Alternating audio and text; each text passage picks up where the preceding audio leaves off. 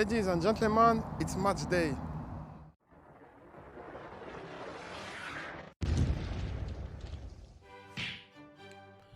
Hey guys, it's Ogs. Welcome to the channel and thank you for watching.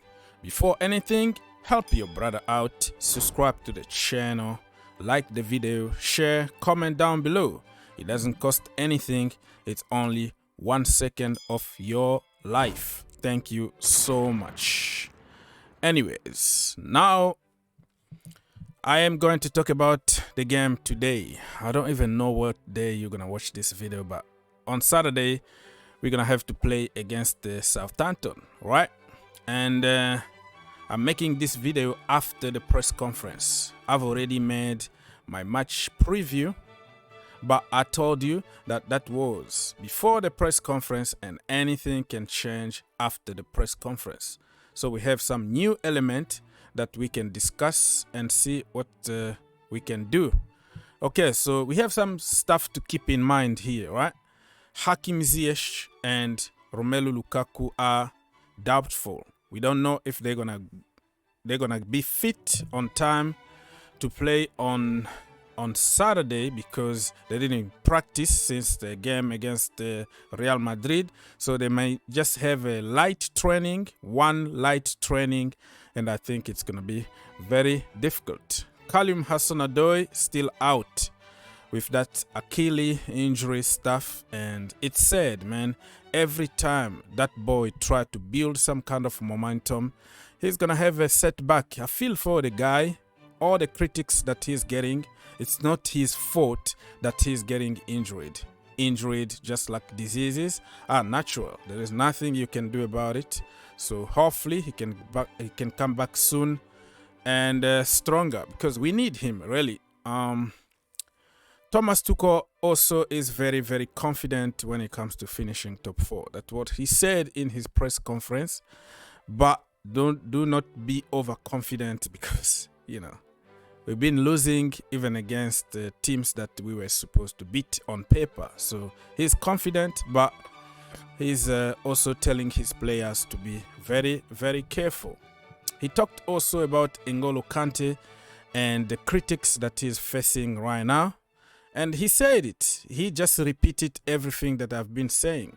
You know, he hasn't been blessed by, you know, the health. He's been injured a lot, and every time he's injured, we suffer. Everybody can see it. And also right now, he's fasting. He's a Muslim. Okay, so can you imagine the entire day you didn't eat and you have to play 90 minutes? Just be a human being here. Okay, so sometimes we have to understand certain players, but at Chelsea Football Club, we don't care about context, the little things that can make a huge difference in a game of football. But you have to always be 100% all the time. Is a Chelsea thing. Another point that the boss mentioned was about Edouard Mendy. I mean, he said Edouard Mendy is not a perfect goalkeeper. I said it since day one when we bought him. Like, if he can do the basics, that's what I want. Because back in the day when we got Edouard Mendy, nobody was doing the basics. Remember when we were almost get killed by heart attack because of Kepa Arrizabalaga stupid mistakes? And now everybody is talking about Kepa need to come back. Come on. Why do we have a short memory like this? Okay, that brother, we all know what he can do and what he can't do. In the last game, even against Liverpool, penalties where he apparently is better than Mendy, he didn't freaking stop even 1 out of 11. He was awful. So people, just don't react. Don't overreact just because somebody had a bad game or few bad games, or even the entire season with a lot of issues. It's human. It's happened in normal life. It's also happened in football. Okay, so another point that Thomas Tuchel talked about was about Southampton are gonna attack us, so it's gonna keep us awake, because you know we've been sleeping for the last couple games. They just hit us in counter and they scored 7 goals in total.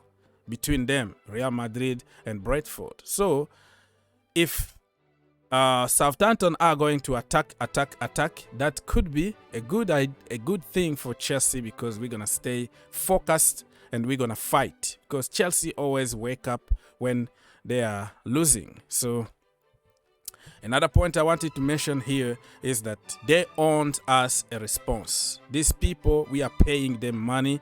We are sacrificing our time, our lives to watch them all the time. But, I mean, they've been poor. Let's be honest. Even when we won the Club World Cup, okay, the Super Cup, we had to go to penalties. We needed just a moment of brilliance. This season been really awful for us. We have to be honest. So these people really owed us a good performance against Southampton, and that game could be an audition for this guy here, Tino Livramento, one of us, made in Chelsea, one of the best in the league. You want it or not, or you admit it or not, it's not gonna change a damn thing. Back then, when people wanted to go for Hakimi, I was one of the few people pushing for this guy. Why would you go for 80 million Hakimi and this guy who is better defensively is not given a chance? Only 20 million. And man, the new owner, if I was the new owner, the first guy that I would sign back at Chelsea Football Club is going to be Tino Livramento. And I tell you why. We saw the last game, or the last few games, what Azpilicueta can give you, right?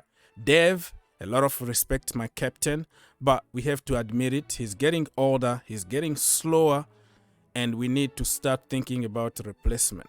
He just signed a new contract with Chelsea 1 year, but it's not a guarantee that he's gonna stay. If Barcelona offers a good money and you have the opportunity to bring this guy here, Livramento, in the team, all day long, I would take Livramento for the present and for the future. The guy is very versatile.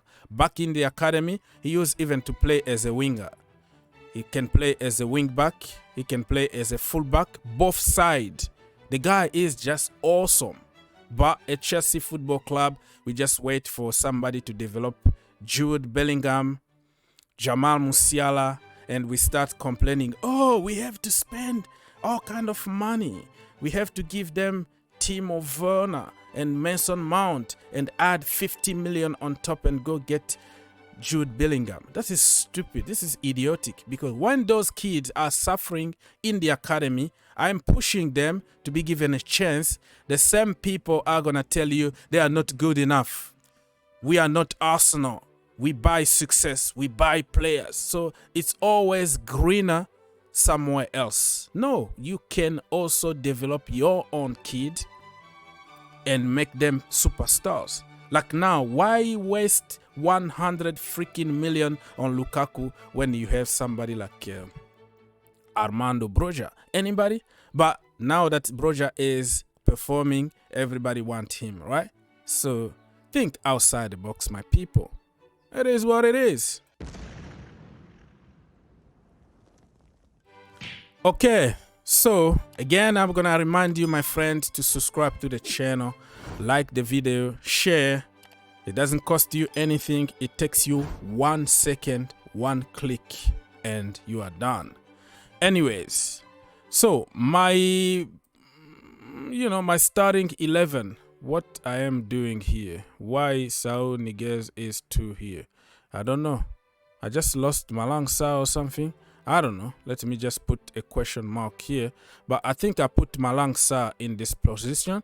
For some reason, I can't find Malang Sarr anymore in my... man, technology complicated. But this is what I said before the press conference. Okay, I put Edouard Mendy, Malang Sarr, Andreas Christensen, Chaluba, Reece James, Kennedy, Saul Niguez, Ruben, Werner, Lukaku, and Hakim Ziyech. But now that Hakim Ziyech and Lukaku are not there, they are sick, I will go with some other people. Probably bring Kai Havertz in the middle and bring Mason Mount from here. But I'm afraid I just wanted to keep them for the Champions League. But it looks like everybody is telling me that the tie is over. Why even bother? It's over. I still believe that we can do something in the Champions League, or at least get out the Champions League with some honor. You know, a good result, a draw, or 1-0 win or something. We are the champions. We have to leave the competition in style, or try a big remontada against Real Madrid. So that's it. Let me know in the comment your starting 11 and your score prediction. For me, I will stick with my guns, and I will say it's gonna be 1-1.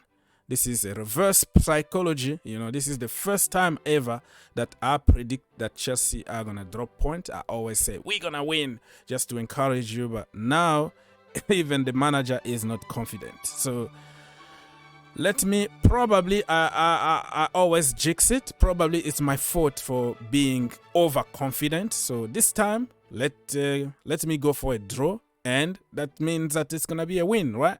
Because I'm the problem.